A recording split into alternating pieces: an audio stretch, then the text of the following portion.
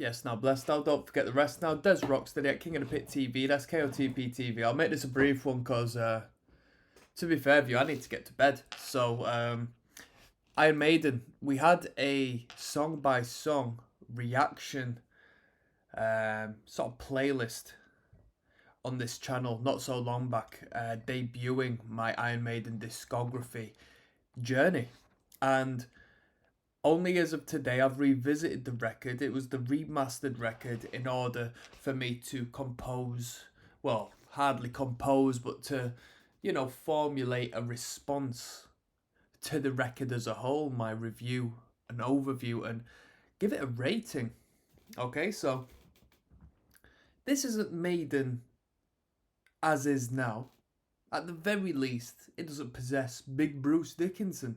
Now, I don't know how many frontmen were in Maiden over the years, but I'm sure the majority of people associate Maiden with Bruce Dickinson. So, this first record, if not the first two, I believe, was fronted by this individual whom I forgot. Is it Blaze? Or is Blaze someone who comes on later down the line? You tell me. Either way, we're going to work that all out when I look at the Wikipedia article that surrounds the history of this band around this particular time. That's what we're going to look into next, all right? Have a conversation about that.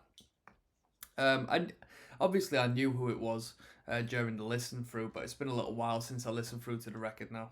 So I apologise in regards to any inaccuracies, but listen to the record. Now, one thing that stands out is not the musicianship, which is great, not the vocal, which is great, but the songwriting capabilities of the band. The way the band is able to come together as a unit and create instrumentals that formulate this atmosphere beyond just riffs and rhythms.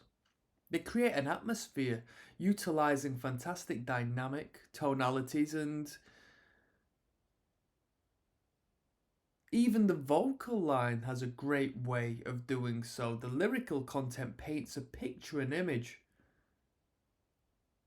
This record is heavy metal, but this record also enters a conceptual space that is also inhabited by progressive rock and the like.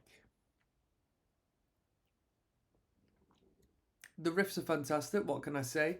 The bridging sections really are stupendous, and I think that is also one of the great Maiden. I mean, when you think of Maiden, right? I'm not the biggest Maiden head as of yet, but I know what I know about Maiden up until this point.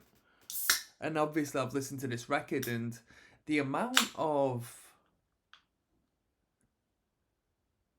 sort of highlights and trademarks the band has in a very diluted space, heavy metal music, is phenomenal. The gallop, it's Maiden.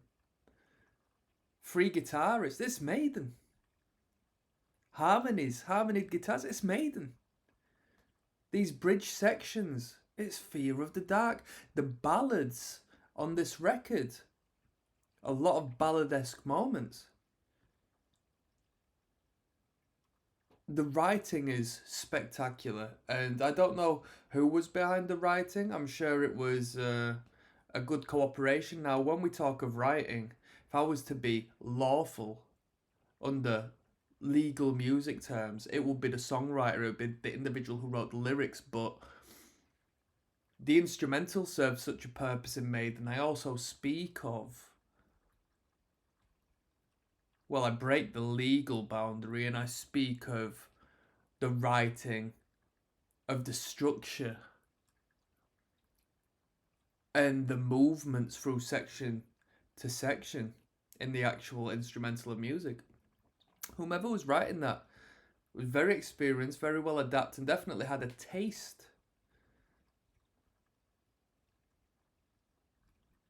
of magical music.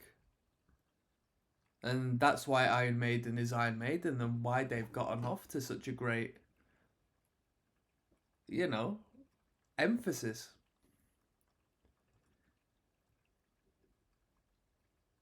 It's very dad rock. It's very safe.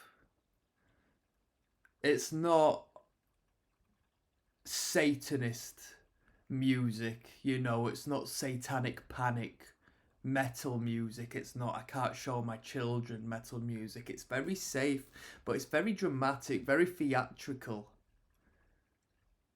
And maybe that's what I want to say when I say there's a parallel with prog rock. Maybe more so the theatrics of going and watching the opera. As we have Phantom of the Opera, maybe on this record, if not the next record.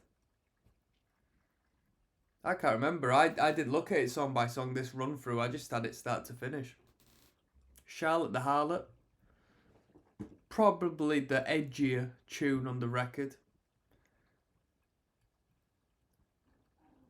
The title track, brilliant. And with all that being said,